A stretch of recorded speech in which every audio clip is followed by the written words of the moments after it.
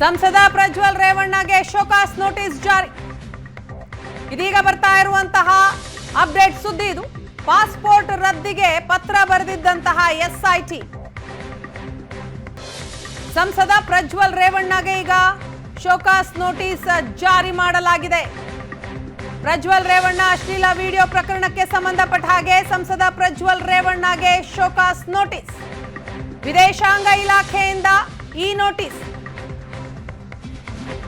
10 ದಿನದ ಒಳಗಾಗಿ ಈ ಶೋಕಾಸ್ ನೋಟಿಸ್ಗೆ ಉತ್ತರ ಕೊಡಬೇಕು ಅಂತ ಸೂಚನೆಯನ್ನ ಕೊಡಲಾಗಿದೆ.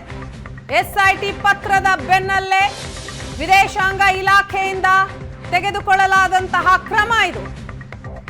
ಎಸ್ಐಟಿ ಅಧಿಕಾರಿಗಳು ಪ್ರಜ್ವಲ್ ರೇವಣ್ಣ ಪಾಸ್ಪೋರ್ಟ್ ರದ್ದಾಗಬೇಕು, ರಾಜತಾಂತ್ರಿಕ ಪಾಸ್ಪೋರ್ಟ್ ಅನ್ನ ರದ್ದು ಮಾಡಬೇಕು ಅಂತ ಲೆಟರ್ ಬರೆದಿದ್ರು.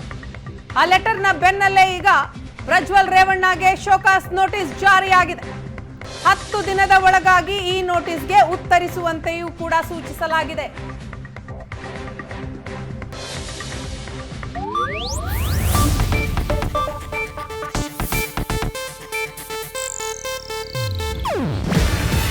ಇದು ಏಷ್ಯಾನೆಟ್ ನ್ಯೂಸ್ ನೆಟ್ವರ್ಕ್ ಪ್ರಸ್ತುತಿ. ನೀವು ನೋಡ್ತಿದ್ದೀರಾ ಏಷ್ಯಾನೆಟ್ ಸುವರ್ಣ ನ್ಯೂಸ್.